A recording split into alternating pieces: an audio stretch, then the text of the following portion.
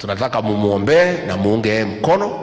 Hii kazi inataka miaka 10 ndio ikuwe kazi ya maana. Hakuna kazi unaweza fanya ya maana na miaka 5. Inataka 10 years.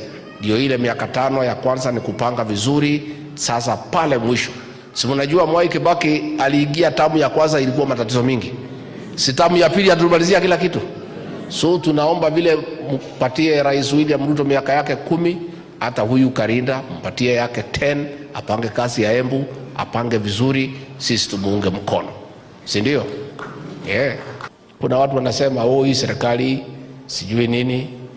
Tangu independence, the first time ever in 60 years, serikali hii ya William Ruto, president wetu, imeandika walimu 56,000 in 1 year.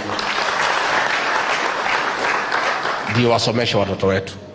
Hii serikali tulipoingia, tulikuta wale wa mama wazee 70 years and above walikuwa nakaa miezi 10 hawajalipwa pesa yao. Kweli ama uongo? Tulipoingia tumewalipa pesa yao yote, na every month kabla ya tarehe 28 wanapata ile marupurupu yao. Ndio hao wazee waweza kuishi kwa heshima ile ambayo inastahili. Again, mambo ya bolea. Tulipoingia tulikuta bolea ikiwa 7,000, tumepunguza mpaka 2,500. Na hiyo ni kazi ambayo inaendelea. Again, tulikuta barabara zote zimesimama.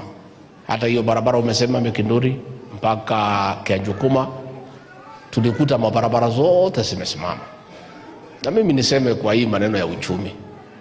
Najua kuna watu nasema uchumi umeharibika. Sisi hakuna uchumi tumeharibu. Mimi nilisema pale Kasarani vile tulikuta huu mgonjwa anaitwa economy ya Kenya akiwa ICU. Na nyinyi mnajua mmekuwa na wagonjwa. Hakuna mgonjwa anaweza toka ICU aende direct mpaka nyumbani. Kwanza anapewa dawa, anatolewa kwa mashini, anaenda HDU. Anakaa HDU, anatibiwa, anaenda ward. Anakaa kwa ward, anatibiwa, anaenda nyumbani. Anaenda clinic, akikaa nyumbani, akikunywa supu mpaka anakuwa sawa. Sasa hii uchumi tulikuta ICU, tumerekebisha ikaenda HDU, tumengangana, sasa iko kwa ward.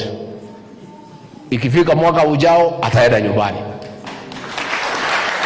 Na hata akienda nyumbani kutakuwa na clinic na ataenda na madawa. Hata nyinyi mnajua kuna mtu anaweza toka ICU aende nyumbani direct.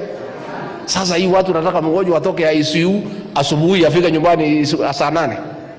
Haiwezekani. Lazima